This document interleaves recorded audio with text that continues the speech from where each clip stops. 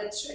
વડોદરા વકીલ મંડળના સભ્ય અઝીમ શેખે દાખવી માનવતા 14 મૃતક પરિવારોના કેસ ફ્રીમાં લડવાની પહેલ કરી છે।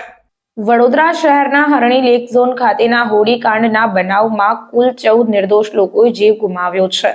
ત્યારે બચાવ પક્ષ અને ફરિયાદી પક્ષના વકીલો હવે સામસામે કેસ લડી રહ્યા છે, પરંતુ વડોદરા વકીલ મંડળના સભ્ય અઝીમ શેખ 14 મૃતક પરિવારોને ન્યાય અપાવવા માટે છેલ્લા શ્વાસ સુધી ફ્રીમાં કેસ લડશે તેવી માનવતા તેઓએ દાખવી છે અને સોશિયલ મીડિયા પર પોસ્ટ કરી છે। ત્યારે વડોદરામાં હજુ માનવતા જીવિત છે તેનું આ ઉત્તમ ઉદાહરણ કહી શકાય।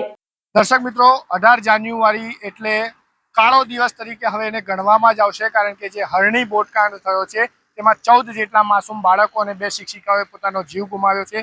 તેના જવાબદાર ક્યાંક ને ક્યાંક પાલિકા તંત્ર અને જે કોન્ટ્રાક્ટરો છે તે જવાબદાર છે।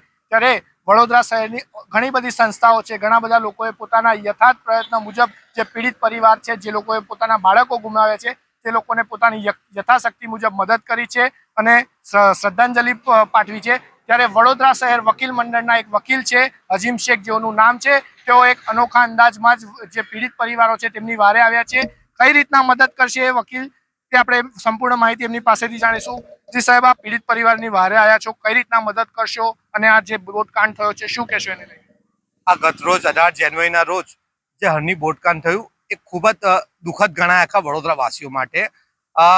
એમાં 14 લોકોનું મૃત્યુ થયું હતું, એમાંથી 12 માસૂમ બાળકો હતા।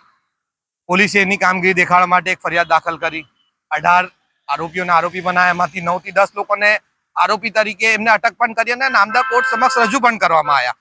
પરંતુ એ 18 આરોપીઓમાંથી કોઈ એક પણ આરોપી ના કોઈ સ્કૂલના ટ્રસ્ટીઓ છે કે પ્રિન્સિપલો છે, ના કોઈ કોર્પોરેશનના અધિકારી છે। જે કોર્પોરેશનના અધિકારીઓ જવાબદાર હોય એમને ફરિયાદી તરીકે ગણવામાં આવ્યા છે। પરંતુ આજે જ્યારે વાલીઓ પોતાના બાળકોને સ્કૂલમાં મોકલે, એમની ગાર્ડિયનશીપ જે આવે એ સ્કૂલ પાસે હોય, તો સ્કૂલ પણ એટલી સહ આરોપી ગણાય જેવી રીતે આ કોન્ટ્રાક્ટરો છે। સ્કૂલના વિરોધ પણ ફરિયાદ કરવામાં આવે એ અમારી માંગ છે। હું બધા વાલીઓથી મળીને એ લોકો મને મળ્યા છે અને એમની એક જ વેદના છે કે અમે તો સ્કૂલના હવાલે અમારા બાળકોને સોંપ્યા હતા, તો આ સ્કૂલ વિરોધ કેમ કોઈ ફરિયાદ થઈ નથી કે કશું થઈ રહ્યું નથી? આજે 9 થી 10 દિવસ થઈ ગયું, 9 દિવસ થયા છે, તો પણ કોઈ પણ સ્કૂલ વિરોધ કે કોર્પોરેશન વિરોધ કોઈ પણ એક આરોપી પણ બનાવવા આવ્યો નથી। ફક્ત કોન્ટ્રાક્ટરો પર દોષનો ઢોપલો દોડીને બીજા આરોપીઓને સેવ કરવામાં પોલીસ દ્વારા કરવામાં આવી રહી છે।